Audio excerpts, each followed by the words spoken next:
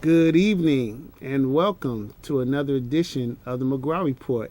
I'm Harry McGraw, your host, and today we have one of our special guests on the show, the fabulous and honorable Mr. Gregory Sain from Gregory Sain Now Show is back on the McGraw Report. He comes to you straight, no chaser. He gives it to you. You never know what's going to come out of his mouth, and we are so happy to have him back again on the McGraw Report. We're going to be talking about the latest edition of the Travon Martin case and how that is affecting America when it comes to race, as well as some of the political whims that's involved in it. So give us a call, 312-738-1060. Now, I just want to premise this, Gregory, by letting everybody know that we are not trying to be biased here. We want honest, candid views about this issue because, you know, this is America, this is our country, and we want to see fairness and justice done. Oh, absolutely. And, you know, it's unfortunate that the conversation have to be established with we are not going to be biased, but it is a bias decision. It is a bias crime. It is a biased society that we live in trying to coexist. But unfortunately, I think, you know, many years ago, the Colonel Commission report, and they spoke about America being two different countries, one white, one black, one rich, one poor, unequal. So most of what is said or done today, still race matters. It matters, you know, a lot. And unfortunately, it have to matter, you would think. But I don't really think it was fixed. And I think the fear factor, the what people like to call prejudice, I think even looking at the court system, looking at things that go down, the treatment for black folks is totally different for white folks. I mean, even with incarceration, man, you know, it looks as though only black people commit crime. So everything that go down, they have to really have two set of rules. They don't have to, but they do. And that seems to be the case these days. Now, for those of you who may have been, you know, living under a rock or something for the past year, on February 26, 2012, a young man, Travon Martin, 17 years old, was shot in the rear door of his townhouse where he lived by Mr. Zimmerman.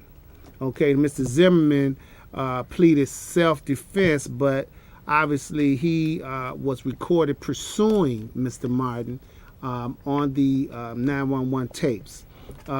He was a neighborhood watch person who possessed the weapon. The weapon was registered, and he also had tapes that were showing him screaming, Travon screaming for help during the 911 call. And the police department, which does support the stand your ground law in Florida, had to establish a cause, a probable cause, before making an arrest on Mr. Zimmerman. So when they found Travon, the only thing he had on him was, you know, a pack of Skittles and an iced tea. No weapon was found. He was not involved in any wrongdoing whatsoever. The case has been thoroughly documented as such. And now we are here at the third day of jury selection. Remember Rodney King? Oh, yeah. Remember the O.J. Simpson trial? And now we have Travon. Right. And I like to say, poor O.J., because no matter what went down, they went back because America was split, like they split with these cases. And so whenever there's a split, there seems to be all kind of shenanigans going on. See, all of a sudden, the rules, stand your ground. Trust me, if it would have been the reverse, it wouldn't have been any ground to stand on. Hey. for the black man. So you pull out the rules. It's like chapter 7 and chapter 14. We didn't know all that time that you can be bankrupt. So we just catching on to many of the things that they benefited from. So now stand your ground. But our court system, in terms of justice, I think it has to be questioned. And I don't think America has grown enough. I thought to a degree that, we made a few steps toward justice. But unfortunately, when you have cases like this, it puts the mirror on the fact that you have people called judges that's judge before court. Gregory Sain is our guest on the McGraw Report today. Give us a call, 312-738-1060. We're talking about the Travon Martin case, and we're talking about our judicial system in general. What's going wrong with the judicial system where we have these cases that are so ambiguous and crazy that we can't seem to find the truth just from mere evidence alone? Give us a call, 312-738-1060. Well, you know what? Then when you talk about the judicial system, let's talk about the laws. I mean, because it's the laws in state by state by state, so different. I thought this was like one America. Yeah, so the United States. The United. Of America. So why do you have certain rules in California, Texas, Illinois? What is that all about? And folks say, well, it's your representative. Yeah, and we ain't being represented. And they had to actually assign a special prosecutor from the feds over this case. It was so divisive. There were protests all over the country. I got to ask you a question. You notice you ain't heard from Al Sharpton, right? Oh, well, you know what? Not enough. See, because he has a show now on MSNBC. Trust me, folks, he getting a nice check. And you won't hear anything like you heard when he was poor and struggling. Now that he have a check and he got a radio show, he get another check from TV One. The guy is bought and sold. I mean, that's why you don't hear anything from him. I'm sorry if that's your hero and your reverend. He has been very, very quiet. But when them checks start coming in, you don't hear the big voices. You're going to hear the Honorable Minister Farrakhan say something. You're going to hear even Jesse to a degree, because he's got a few other issues trying to deal with, just this whole reality with, his son. That's a tough thing for Reverend Jackson, But, I mean, there are plenty of people today, I believe, who are talking the talk and walking the walk. But we have a bunch of cowards who are afraid to challenge the court system. I mean, we know, man, black folks get arrested 3 times more than white folks. It's a fact. It's a fact. So don't think when the police pull folks over and even all of a sudden they try to make evil fair seeming with Mr. George Zimmerman. All of a sudden they tried to make him, remember in the very beginning? They made him, he poor, he this, he that, he that. Man, the real truth came out. And I must say this to those clowns on Fox News. Special Gerardo, man, that guy is an idiot. But I heard him talking about the case, and this guy, O'Reilly, and that other clown, Sean Hannity. And they, man, do you realize how racist they are?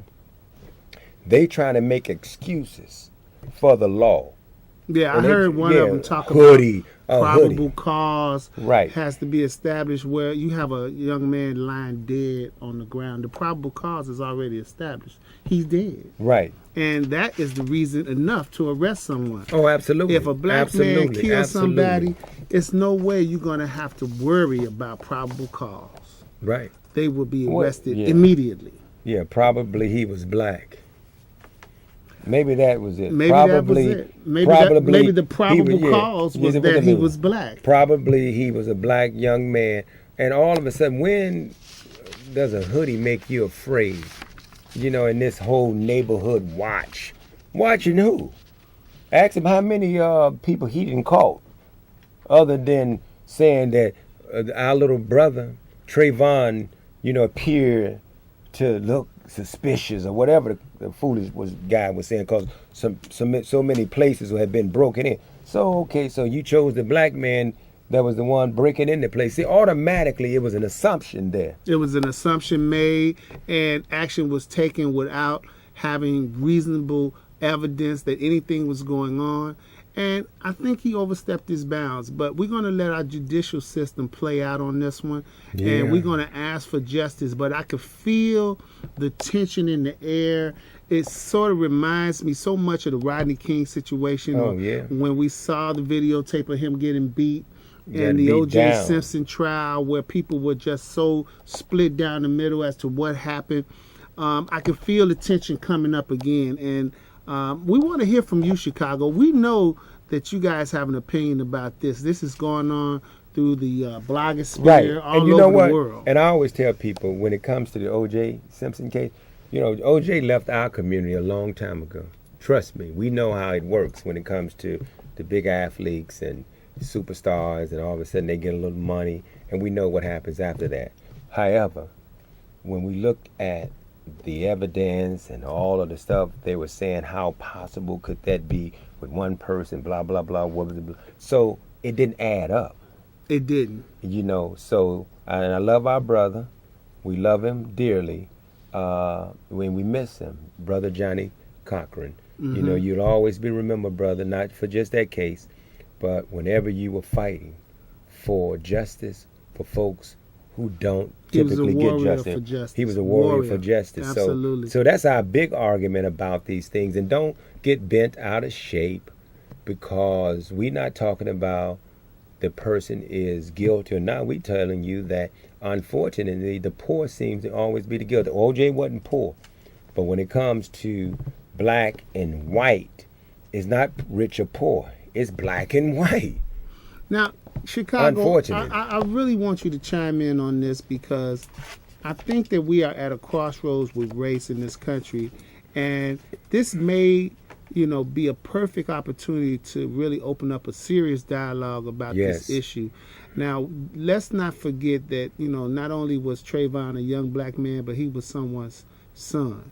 He had parents. Absolutely. And they're grieving right now, and they're looking for justice too.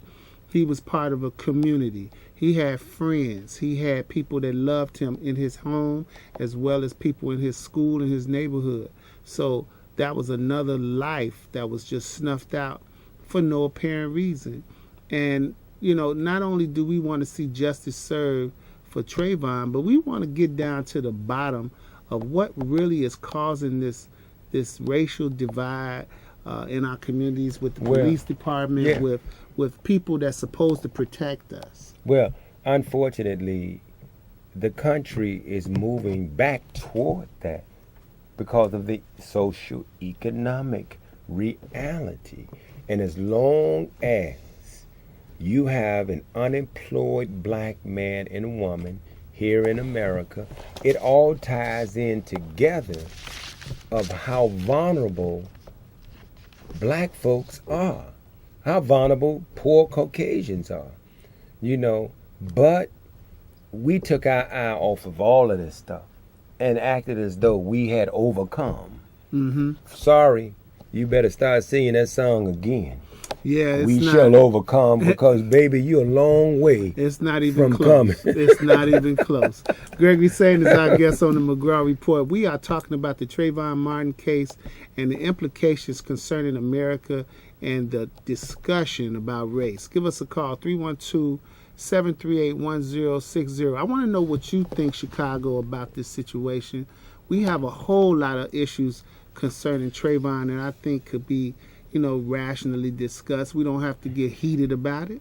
It's just simple black and white, fair and unfair, good and evil situation. Justice and injustice, and just us. Unfortunate.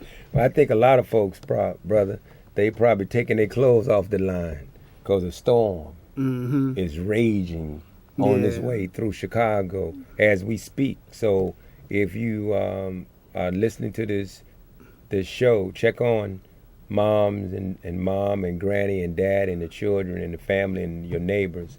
Check on those who are not able to do for themselves. So if you're watching this, we take a moment just to always make sure we tune in to the universe. One thing about Brother Harry and the McGraw Report, he does not talk about discussions to upset, to belittle, to create more division. This show is strictly to create dialogue.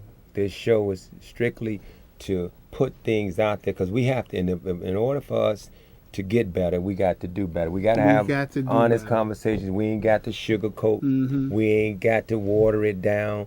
As Harry said, we don't have to make it heated, but sometimes you need a little heat. Sometimes you do. To get some stuff going, because without some heat, it ain't going to cook. Absolutely. And so we don't need it always raw, but we definitely need to be truthful. Because I know for a fact that when you talk about race, and I look in Highland Park, and I look in Barrington, and I look in some of the northern and suburbs, it's still all Caucasians. And that does not help when only certain people are able to live in certain communities. And you have to really have your act together, meaning to be able to push through some of these barriers. But at the end of the day, there's not an effort to really be fair. Not all the way, only to a certain percentage of folks. That's true. And I'm telling you, bro, it's coming back to haunt us.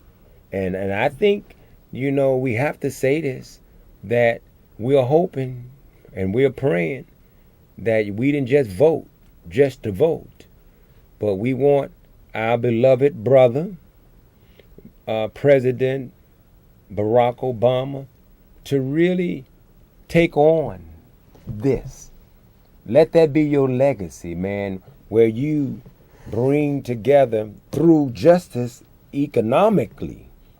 We can fix some of these other ills. Because until that problem is really fixed, then there would probably never be any peace, be it black on black crime or otherwise. Just the frustration level of people living in America. You're absolutely right. Gregory Sain is our guest on the McGraw Report. We're talking about the Travon Martin case. We're talking about race in America. Give us a call, 312-738-1060. And we want to hear from you, Chicago. Don't be afraid. This is an open dialogue. The McGraw Report is a equal opportunity listener. We love you, Chicago. We want to hear from you. Give us a call, 312-738-1060.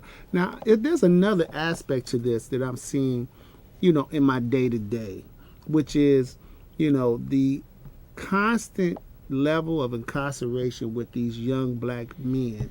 Anyway. Yeah, it's ridiculous. It's ridiculous. Over weed. Here's someone I was just looking, and look, little brother, Shaggy. What's the little boy, the rapper, Shaggy or Shank or whatever his name? He just got busted, and they make a big deal out of it. He got caught with weed.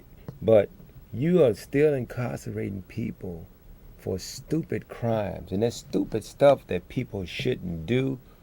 But it really makes folks really believe in conspiracy. They believe that this is all part of a bigger plan, because we putting too much effort toward incarceration. And I do have to give credit where credit is due, with having a vision, and hopefully it can be executed, and I believe it will, by those who care. That our sister, and I don't want to get into anything with that, because the board have spokespersons, but I think Dr. Bird Bennett's vision is healthy, because we cannot continue to put up with the status quo. We need much more for our children. Absolutely. And I mean, because you tie all of that in education into crime. I mean, you cannot separate the one from the other, because without creating opportunities and creating the mindset to go and learn a skill, not just be educated, because there's a bunch of folks so-called educated, and I can question that. But what's real education is you being able to use what you got what's on paper and turn it Put into it to use. Yeah. Absolutely. And they have, private corporations that are buying these penitentiaries now, and they're buying Lobbying downstate, man. with guarantees, 90% capacity from our legislators to make sure that they're going to be filled. And they even have, focus groups and people going out targeting African American communities and grammar schools and doing head counts on little babies just to see how many units they have to build. So this is obviously part of a bigger plan. And when you talk about a Travon Martin case, this sticks right into the heart of that racism that creates this mindset. Yeah, and a lot of people don't. Again, when you talk about racism, you have to acknowledge that we went to sleep as black folks on our job and duty. We got too comfortable. And so since we have not pushed our children to excellence, then they've distracted with the foolishness. And we have to take ownership. We have to personally say enough is enough, whether it's crime in the community, unemployment in the community, whatever in the community. We have to claim that these are our babies, this is our community, and this is our city. And when I say this is ours, folks, I want you to hear me loud and clear. We built all of it. We built America. They walking around every day. They sitting out on the corner. They got their pants hanging down. They got their t-shirts out. They got attitudes. They very upset. They angry. Yeah. And this problem is not going away. No, I don't. And sadly to say, it won't go away until grown folk decide that they going to do what we grown folks used to do. I'm grown, and I tell children what to do. I tell yours what to do. I tell any of them what to do. Seriously. As men, we have to stand up. Listen, I tell any child what to do. Anytime, any place, all day long. Because they love me because I have enough courage, and they know I have to love them to stop to have a conversation. We got to build better relationships with our children. Well, unfortunately, I mean, people are afraid. And if they're not afraid, then they don't care. That's both of them are two crazy type of ways to feel. Right. It's both are recipes for disaster. You can't ignore the problem, and you definitely can't wish that it goes away. You have to address it. Don't be just listening to us either. Harry, didn't you just ask them to call in? If you want to call in and talk to us, if you don't call in again, let me tell you something. If you don't call in right now, we don't get a call before I get off the air, you can forget about me coming back on this show. Seriously, don't call in right now. You only have a few minutes, and I know some of you all know Harry and you know Gregory Sain, and you sitting there. You better dial that number, 312-738-1060. You got a couple minutes. And I'm telling you, I say what I mean and I mean what I say. So that telephone better ring in a couple minutes. Now, I'm going to tell you, Bill Cosby made a good point in the New York Post the other day. And anybody that's out there watching, you can take a look at the New York Post where he talks about the mentality that's going on in the African-American community with apathy. And how people have gotten conditioned to a certain degree where they're doing things out of habit and they're not even aware that they're acting and behaving in a bad manner. We have a caller? Oh, great. I hate to threaten him. Caller, go ahead. Okay. Quick question. This whole Travon Martin thing. Now, I don't know exactly what happened. Don't know all the facts. I don't know the black facts or the white facts. But what I do know is that there's more crime than that Travon Martin going on here in the city. That's something that's not even in our backyard, but yet as soon as something like that happens, and what I want to know and what I don't understand is how do you get the Reverend Jesse Jackson going down there, jumping on a plane, same thing with Al Sharpton, and trying to take care of something that's not even in our backyard. It's the same thing with us going to Saudi Arabia, Iraq, Afghanistan, and doing all that. I mean, why are we going over there? We're trying to tell these people how to live, how to do what we in America do. let that to them. We got a lot of soldiers coming back.